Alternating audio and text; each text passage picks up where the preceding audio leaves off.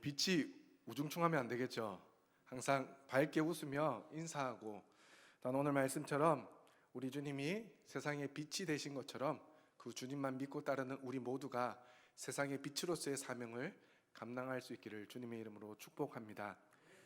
영국의 시인인 테니스는 친구와 함께 정원을 거닐면서 대화를 나누고 있었습니다.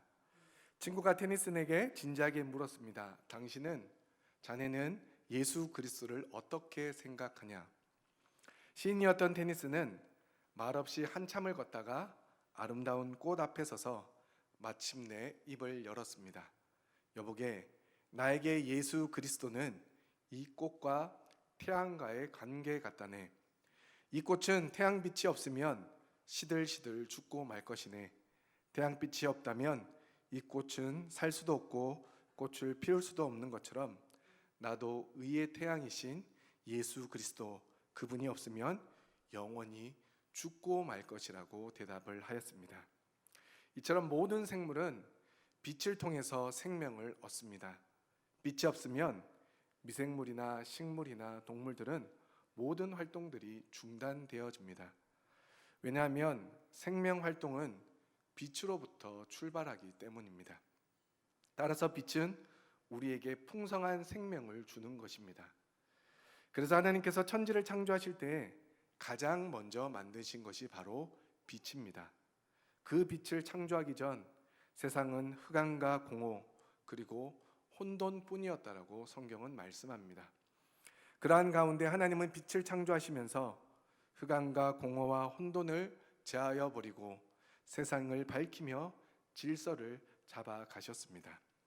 그러므로 하나님의 창조 사역 가운데 대표적으로 드러나는 것은 바로 생명을 드러내는 것이었습니다. 땅과 하늘을 만드시고 그 가운데 있는 생명을 창조하셨고, 바다를 만드시고 물속에 생명을 만드셨습니다. 그리고 사람을 창조하시면서 생명과 함께 하나님의 호흡을 우리에게 불어넣어 주셨습니다. 그러므로 하나님이 빛을 창조하신 것은 결국 생명을 우리에게 주신 것이라고 볼 수가 있습니다. 그래서 성경 여러 곳에서 생명은 빛으로, 죽음은 어두움으로 표현하고 있음을 볼 수 있습니다. 오늘 본문 말씀에서 예수님은 자기 자신을 향해 나는 세상의 빛이라고 소개하고 있습니다. 그런데 세상의 빛이라는 말에는 세상과 빛이라는 대조적인 단어가 함께 쓰여 있음을 볼 수 있습니다. 먼저 세상이라는 말은 흔히 어두움, 즉 죽음을 상징하는 단어인 반면 빛은 생명을 나타내는 단어입니다. 그렇다면 예수님은 무엇 때문에 자신을 소개하며 자신을 향해서 죽음과 생명을 함께 사용하고 있는 것이겠습니까? 이는 삶과 죽음이 공존하고 있는 것이 바로 우리의 삶이기 때문입니다. 영남신학대학교에서 신약학을 가르쳐 주셨던 김춘기 교수님은 자신의 저서 만나베 복음서에서 오늘 본문은 후대 사람들에 의해서 편집된 말씀이라고 주장을 합니다.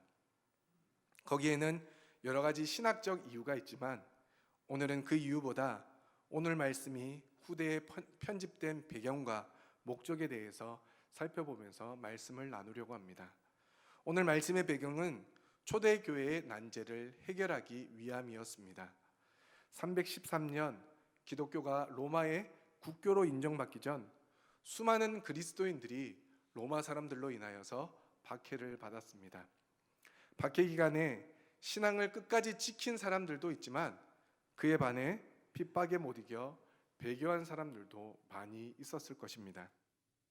그렇게 기독교가 국교가 된 후에 이런 배교자들을 어떻게 해결할 것인가에 대한 심각한 문제가 생겨나기 시작하였습니다. 그래서 본문의 사건은 이런 배교자에 대한 하나님의 대안을 제시해 주는 말씀이 기록되어 있습니다. 구약시대부터 간음은 배교를 상징하는 단어였습니다. 그러므로 예수님이 간음한 여인을 용서하는 이 사건은 배교자에 대한 자비와 용서를 베풀 수 있는 근거가 될 수 있는 말씀입니다. 간음한 사람에 대한 처벌은 모세의 율법에 따라 남녀 모두를 돌로 쳐 죽이는 것이었습니다.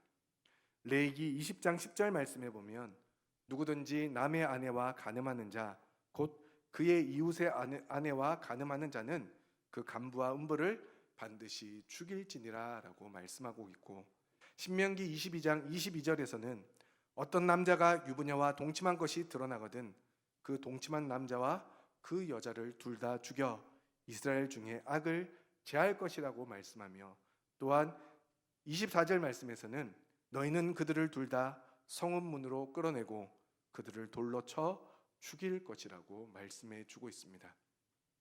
그래서 서기관들과 바리새인들은 이 말씀을 근거로 음행 중에 끌려온 여인을 성전으로 끌고 와서 예수님의 생각이 어떠한지를 묻고 있는 것으로 오늘 말씀은 시작하고 있습니다. 이 질문을 통해 이들은 예수님을 공경에 빠뜨리려고 했던 생각으로 예수님에게 이 질문을 하고 있습니다.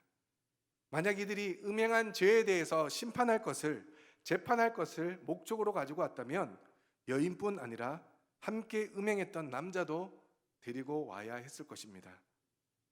오늘 말씀에서도 음행 중에 잡힌 여인이라고 말하는 것은 음행 중에 잡힌 것이기 때문에 그 현장에는 그 여인과 음행을 행했던 남자도 함께 있었을 것입니다. 하지만 이들은 남자는 제외하고 여자만 붙잡아 예수님 앞으로 데리고 왔습니다. 그 이유는 이들의 관심이 간음한 여인에게 있는 것이 아니라 예수님이 이 사건을 어떻게 해결하려 했는지를 시험하려 했기 때문임을 알 수 있습니다. 항상 죄인들과 함께 다니며 그들과 식사하시는 예수님을 탐탁지 않게 생각했던 이들은, 심지어 예수님이 자신들의 가르침과 행위가 잘못된 것이라고 계속해서 지적하자 항상 예수님을 공경에 빠뜨리려는 마음을 가지고 있었습니다. 그런데 이러한 상황에서 이들이 놓치고 있는 것이 두 가지가 있었습니다. 첫째는 율법은 모세의 것이 아니라 하나님의 것이라는 것입니다.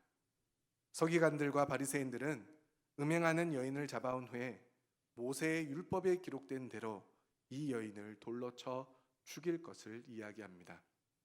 그리고 이들은 이뿐만 아니라 구원도 모세의 율법을 통해 이루어진다라고 생각했습니다. 하지만 율법은 모세를 통해서 이스라엘 백성들에게 주어진 하나님의 율법입니다. 모세는 그저 하나님의 말씀을 전하는 전달자의 역할만 했을 뿐입니다.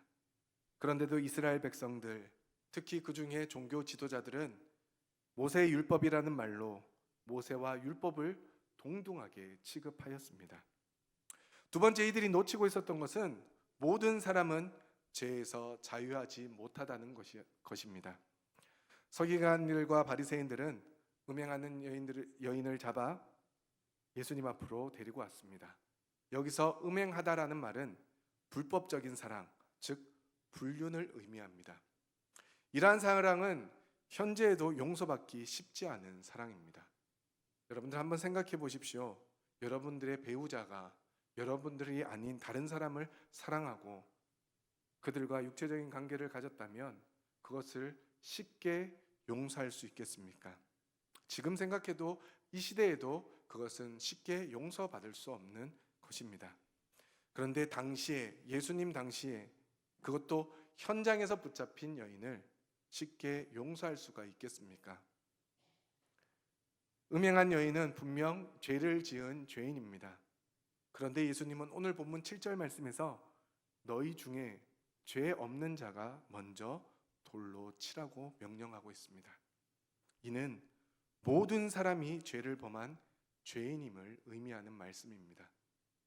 그러니 돌을 들고 치려는 자들의 죄나 음행하다 잡혀온 여인의 죄나 예수님이 보시기에는 별반 다를 것이 없는 똑같은 죄인이라는 것입니다. 우리는 내가 아닌 다른 사람이 짓는 죄에 대해서 매우 민감하게 반응하는 경우가 많습니다. 왜냐하면 그 사람을 정죄함으로써 내가 거룩한 사람인 것처럼 보일 수 있기 때문입니다. 하지만 예수님은 모든 사람이 죄인이기에 그 누구도 다른 사람을 정죄할 수 없고 심판할 수 없음을 알려주고 있습니다.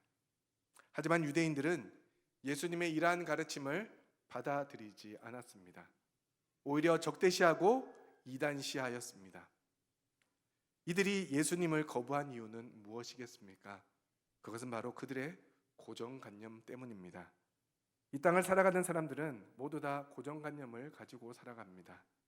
그런데 이러한 고정관념이 신앙과 결합될 때 심각한 문제를 일으킬 수가 있습니다. 왜냐하면 그리스도인으로서 합당한 삶의 변화를 거부하거나 잘못된 신앙의 습관을 만들 수 있기 때문입니다. 성경에 기록된 이스라엘 백성들이 그러했고 오늘 본문에 기록된 서기관과 바리새인들이 그러했습니다. 이는 우리가 깊이 생각해 보아야 할 문제입니다.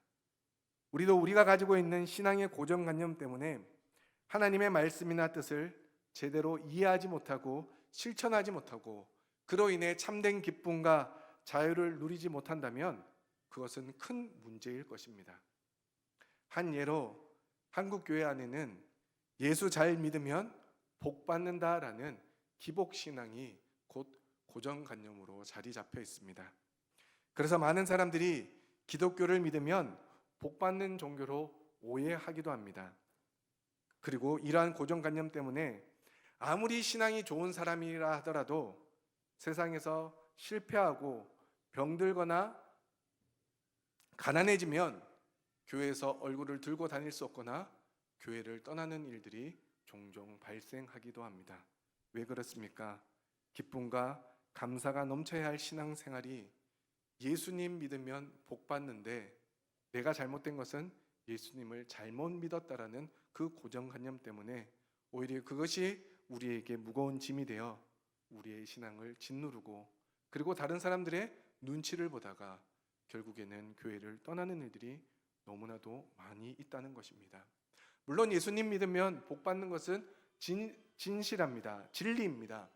하지만 우리가 생각하는 육신의 복, 물질의 복 그것만이 아니라 우리에게 주어지는 참된 생명, 영원한 생명이 우리에게 주어지는 것이기에 우리는 예수님 믿으면 복 받는다라고 이야기를 합니다.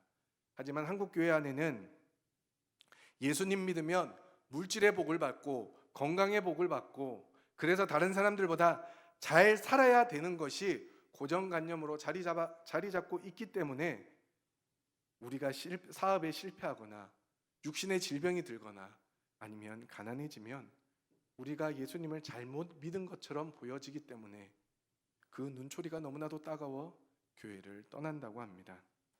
그러므로 우리는 좀 더 우리의 마음과 길을 열어 놓아야 합니다. 어떤 고정관념 때문에 사람을 섬기고 사랑하는 일이 오히려 비난받고 비판받는 일이 된다면 그리고 교회 안에서 서로 사랑하고 화평하며 하나 되는 모습이 눈치 보이는 일이 된다면 마땅히 그런 고정관념을 버려야 하는 것이 우리의 의무일 것입니다. 그것이 오늘 우리가 예수님의 복음 앞에서 마땅히 취해야 할 태도일 것입니다. 그래서 예수님도 이런 상황에서 그들의 고정관념을 깨트리시면서 자신을 이렇게 소개하고 있습니다. 우리 오늘 본문 12절 말씀을 다시 한 번 더 읽어보도록 하겠습니다. 12절 말씀을 함께 읽겠습니다. 시작.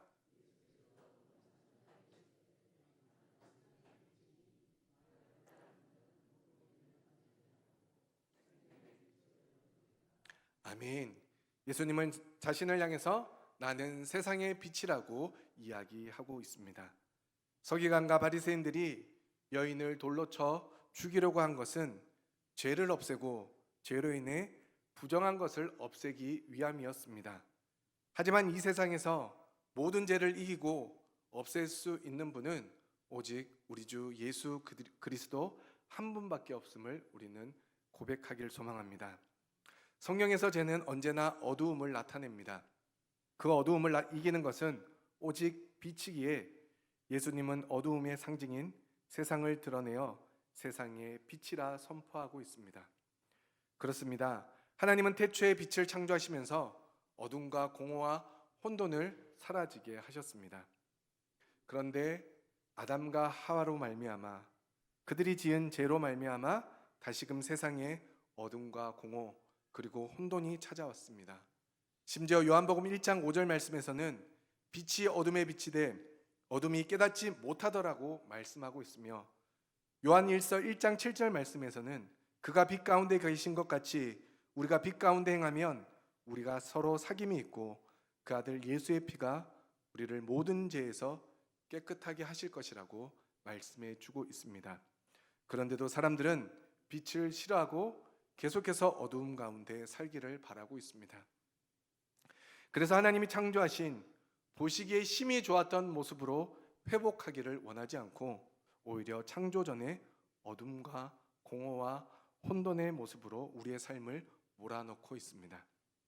그래서 예수님은 자신을 세상의 빛이라 말씀하셨고, 그 빛을 따르는 자는 어둠에 다니지 않고 생명의 빛을 얻을 것이라 말씀해 주셨습니다. 그렇다면 세상의 빛이신 예수 그리스도를 따른다는 것은 구체적으로 무엇을 의미하는 것이겠습니까? 본문에 따르다는 말은 여러 경우로 사용되어지는데, 첫째는 군인들이 지휘관을 따르는 경우가 그렇습니다. 군인이 지휘관을 따르는 것은 그 명령에 복종하고 실천하는 것을 가리킵니다. 성도들은 만왕의 왕이신 주님께 복종하고 그분의 말씀에 순종하고 실천하는 생활을 해야 된다는 것을 의미하는 말씀입니다. 두 번째는 노예가 주인의 뒤를 따르는 경우를 나타냅니다. 노예는 늘 자기를 부인하고 오직 주인의 뜻만을 쫓아 섬기며 모든 영광을 주인에게 돌려야 하는 것입니다. 주인을 섬기는 것이 노예의 보람이요 기쁨입니다. 그러므로 성도들은 자신을 주님의 종으로 여길 수 있어야 합니다. 오직 자기를 쳐서 복종시키고 자기 십자가만을 지고 주님 가신 길만을 쫓아 나가야 합니다. 그 길이 영광된 길이라도 가야 하는 거고, 그 길이 고난의 길이라 할지라도 우리는 그 길을 따라가야 합니다. 왜냐하면 우리는 주님의 노예이기 때문입니다. 마지막으로 국가의 법을 받아들이고 그대로 행한다는 의미가 있습니다. 그러므로 성도들은 주님의 가르침과 명령에 복종하며 살아야 합니다. 주님의 말씀을 절대적인 법으로 여기고 주님의 계명을 가장 귀한 진리와 가치관으로 믿고 그 명령대로 살아야 하는 것이 저와 여러분들에게 주어진 삶이라는 것입니다. 이와 같이 주님의 군사로 또는 종으로 또는 말씀대로 사는 것이 곧 주님을 따르는 것이요, 이런 자들만이 생명의 빛을 얻을 것이라고 예수님은 말씀해 주고 있습니다. 사랑하는 성도 여러분, 오늘 본문 말씀은 앞서 말씀드린 것처럼 기독교가 로마의 국교로 제정되고 난 후에 배교의 문제로 어려움을 겪던 교회들에게 적용되어지는 말씀이었습니다. 음행 중에 잡힌 여인이 이미 간음했던 것처럼 배교도 이미 이루어진 사실이었습니다. 그렇기에 원칙대로 율법대로 한다면 간음한 자가 당연히 돌에 맞아 죽어야 했던 것처럼 배교한 자들도 용서받지 못하고 출교당하는 것이 마땅한 결과였을 것입니다. 하지만 예수님은 간음한 여인을 향한 고정관념 앞에 너희도 저 여인과 동일한 죄인임을 깨닫게 해 주셨습니다. 그리고 그 죄를 용서하고 없앨 수 있는 사람은 주변에 있는 율법을 지키는 동일한 사람이 아니라 죄악된 세상에 빛으로 오신 예수 그리스도 자신뿐임을 우리에게 밝혀 주셨습니다. 그러니 세상의 빛으로 오신 예수님께 나아가고 따르는 자만이 누구에게든 정죄함 받지 않고 우리의 죄를 용서받을 수 있고, 더 나아가 다시는 죄를 범하지 않을 수 있는 은혜가 주어지게 되는 것입니다. 그리고 그 은혜로 말미암아 세상의 빛을 얻게 되는 놀라운 축복이 주어진다라고 말씀해 주고 있습니다. 그러므로 우리는 세상의 빛으로 오신 예수 그리스도를 통해 빛으로 나아가야 합니다. 그리고 그 빛으로 회복되어져야 합니다. 그리고 우리가 빛 가운데 행할 때 우리를 통해 하나님의 빛이 비춰진다면 그곳에는 반드시 생명이 살아나게 될 것입니다. 그것이 하나님의 창조 사역이고, 그것이 이 시대에 우리를 통하여 나타내시는 하나님의 또 다른 창조 사역인 것입니다.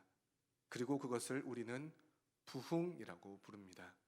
많은 사람들이 지금도 부흥이라고 하면 우리 교회에 많은 사람들이 나와서 사람들이 생각할 수도 없는 수적인 성장을 의미하며 이 부흥을 이야기합니다. 하지만 하나님이 우리에게 주신 부흥은 태초 때 하나님이 흑암과 공허와 혼돈을 없애시고 빛을 발하시며 생명을 창조하셨던 그 시작이 바로 우리는 부흥이라 말할 수 있습니다. 그것이 무엇입니까?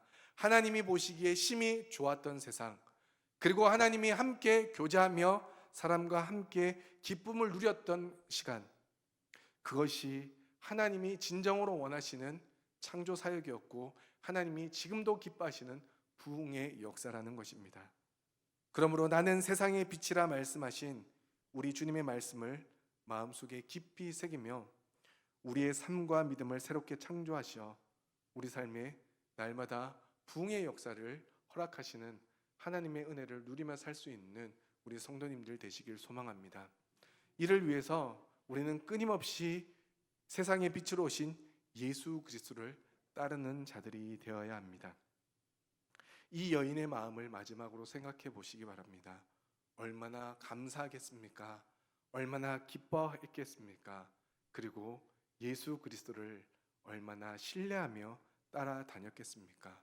우리도 죄로 인해 죽을 수밖에 없던 인생들이었습니다. 사단은 우리를 향해 너는 죄인이니 죽어 마땅한 존재라고 우리에게 속삭였습니다.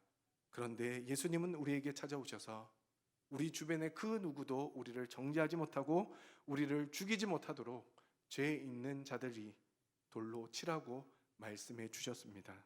그리고 나도 너를 정죄하지 않으니 이제 다시는 죄를 짓지 말라고 명령하셨습니다.